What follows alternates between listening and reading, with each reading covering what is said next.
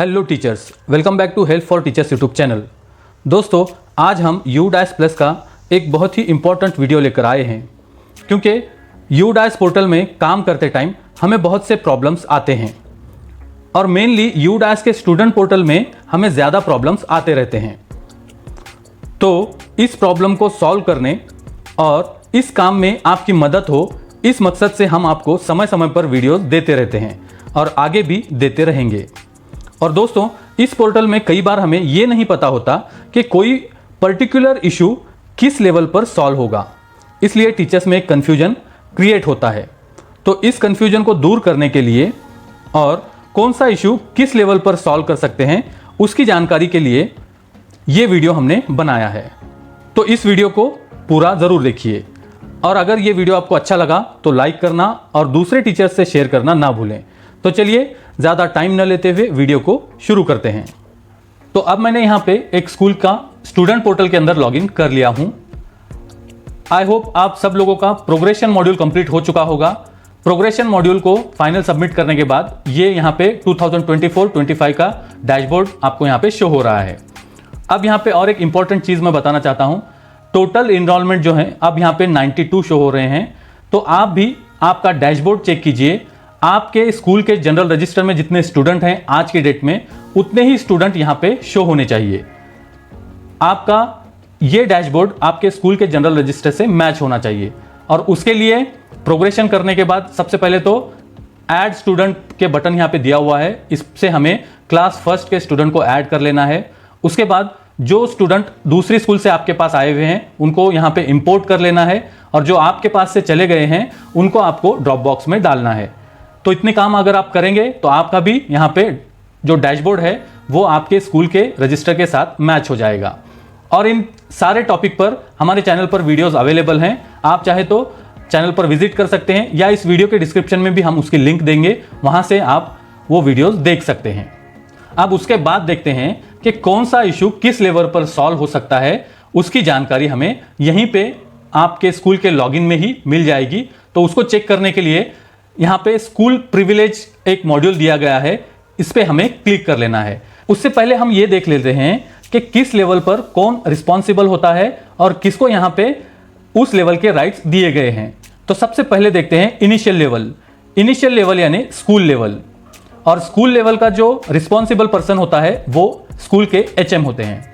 और उसके बाद ब्लॉक लेवल पर MIS कोऑर्डिनेटर या फिर डाटा एंट्री ऑपरेटर, ये वहाँ पे रिस्पॉन्सिबल पर्सन होते हैं। अगर वहाँ पे कुछ आपको ब्लॉक लेवल से कुछ काम कराना है तो आपको इनको कांटेक्ट करना पड़ेगा। और उसके बाद डिस्ट्रिक्ट लेवल। डिस्ट्रिक्ट लेवल पर डिस्ट्रिक्ट कंप्यूटर प्रोग्रामर जो होते हैं वो उनके पास इसके राइट्स होते हैं डिस्ट्रिक्ट लेवल पर। और उसके बाद स्टेट लेवल पर स्टेट MIS कोऑर्डिनेटर। तो इन हर एक लेवल पर अलग अलग रिस्पॉन्सिबिलिटीज होती है, उनके अलग अलग राइट्स होते हैं और प्रिविलेजेस होते हैं। तो अब हम यहाँ पे आपके स्कूल में ही आप कैसे चेक कर सकते हैं वो बताने वाले हैं। School privilege module. अब इस पे क्लिक करने के बाद आपको यहाँ पे सारी चीजें क्लियर हो जाएंगी कि कौन सी फैसिलिटी किस लेवल पर दी गई है और आपको कहाँ कांटेक्ट करना है। तो आप यहाँ पे देख सकते हैं स्कूल प्रिविलेज। यहाँ पे लास्ट में 2 कॉलम दिए गए हैं। जो फैसिलिटी स्कूल लेवल पर अवेलेबल है वो इस कॉलम में अवेलेबल लिखा हुआ मिलेगा। अगर आपके पास यहाँ पे स्कूल लेवल पर वो फैसिलिटी नहीं है तो वहाँ पे उस फैसिलिटी के आगे नॉट अवेलेबल लिखा हुआ है। और वो फैसिलिटी अगर ब्लॉक और डिस्ट्रिक्ट पर है तो वहाँ पे उसकी डिटेल्स दी हुई है। अब सबसे पहले यहाँ पे देख लेते हैं सेक्शन मैनेजमेंट। सेक्शन मैनेजमेंट की फैसिलिटी जो है वो स्कूल लेवल पर दी गई है, यानी ब्लॉक और डिस्ट्रिक्ट लेवल पर वो फैसिलिटी नहीं है। यानी सेक्शन में आपको अगर कुछ चेंजेस करने हैं, सेक्शन को यहाँ पे स्टूडेंट के सेक्शन चेंज करने हैं या सेक्शन ऐड करने हैं, तो वो आप आपके स्कूल लेवल पर ही कर सकते हैं। उसके बाद सेकेंड नंबर पर है ऐड स्टूडेंट। अब यहाँ पे लिखा हुआ है कि user can enroll new student at any class from this module. लेकिन यहाँ पे मैं आपको बताना चाहता हूँ, यहाँ पे सिर्फ फर्स्ट स्टैंडर्ड को ऐड करने की फैसिलिटी दी हुई है और यहाँ पे स्कूल लेवल पर भी अवेलेबल शो हो रहा है और ब्लॉक और डिस्ट्रिक्ट लेवल पर भी अवेलेबल शो हो रहा है। लेकिन स्कूल लेवल पर यह फैसिलिटी नहीं दी हुई है सिवाय फर्स्ट स्टैंडर्ड के। तो हो सकता है यहाँ पे ब्लॉक और डिस्ट्रिक्ट पर अदर्स क्लासेस में स्टूडेंट को ऐड करने की फैसिलिटी शुरू हो चुकी हो। तो पहले आप आपके लॉगिन में चेक कर लीजिए कि आपके यहाँ पे कौन सी फैसिलिटी किस लेवल पर दी गई है।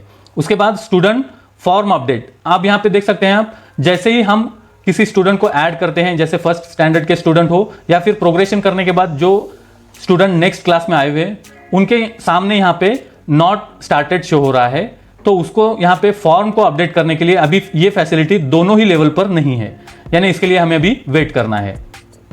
उसके बाद inactive student, user can inactive student profile based on conditions of wrong entry, duplicate entry और डेथ, यानी जो हम स्टूडेंट को इनएक्टिव कर सकते थे वो यहाँ पे स्कूल लेवल पर वो फैसिलिटी अभी नहीं है, और ब्लॉक लेवल पर ये फैसिलिटी अभी शुरू हो चुकी है, यहाँ पे अवेलेबल शो हो रहा है। यानी किसी स्टूडेंट को अगर आपको इनएक्टिव करना है तो आप यहाँ पे ब्लॉक लेवल पे कांटेक्ट कर सकते हैं। उसके बाद क्लास सेक्शन शिफ्ट, यानी अगर आपको कुछ सेक्शन को शिफ्ट करना है तो वो यहाँ पे दोनों ही लॉगिन में वो फैसिलिटी मिल गई है। उसके बाद क्लास शिफ्ट और ड्रॉप बॉक्स, यानी अगर आपको स्टूडेंट की क्लास चेंज करनी है या फिर किसी स्टूडेंट को ड्रॉप बॉक्स में डालना है तो वो फैसिलिटी यहाँ पे स्कूल लेवल पर नॉट अवेलेबल शो हो रहा है, यानी ये स्कूल लेवल पर अभी फैसिलिटी नहीं दी गई, लेकिन ब्लॉक लेवल पर ये अवेलेबल है, यानी इसके लिए भी आपको ब्लॉक लेवल पर कांटेक्ट करना पड़ेगा। उसके बाद टीसी इशूड या फिर ड्रॉप बॉक्स, ये भी देख सकते हैं आप। यहाँ पे जैसे ही हम कोई स्टूडेंट जाता था तो उसको ट्रांसफर सर्टिफिकेट मॉड्यूल से लेफ्ट स्कूल विद टीसी या विदाउट टीसी करते थे, वो फैसिलिटी अभी स्कूल लेवल पर नहीं है, ब्लॉक और डिस्ट्रिक्ट लेवल पर वो अवेलेबल है। इंपोर्ट स्टूडेंट, जैसे हमने बताया और पिछले वीडियो में भी हमने देखा हुआ है कि स्टूडेंट को इंपोर्ट कैसे करना है, तो इंपोर्ट की जो फैसिलिटी है वो स्कूल लेवल पर अवेलेबल है, लेकिन ब्लॉक लेवल पर वो अवेलेबल नहीं है। उसके बाद प्रोग्रेशन एक्टिविटी जो हम कर चुके हैं जो स्कूल लेवल पर है। इनएक्टिव स्टूडेंट टू एक्टिव, यानी अगर गलती से किसी स्टूडेंट को आपने इनएक्टिव किया हुआ है तो दोबारा उसको एक्टिव करने की फैसिलिटी स्कूल लेवल पर वो नहीं है, उसके लिए आपको ब्लॉक लेवल पर कांटेक्ट करना पड़ेगा क्योंकि ब्लॉक लेवल पर वो अवेलेबल शो हो रहा है।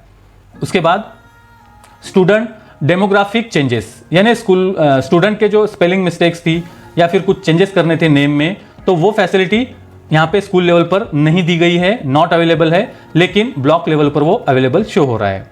उसके बाद ग्लोबल सर्च स्टूडेंट और ड्रॉप बॉक्स मैनेजमेंट, ये दोनों ही फैसिलिटीज हमें स्कूल लेवल पर भी मिलती हैं और ब्लॉक और डिस्ट्रिक्ट लेवल पर भी मिलती हैं।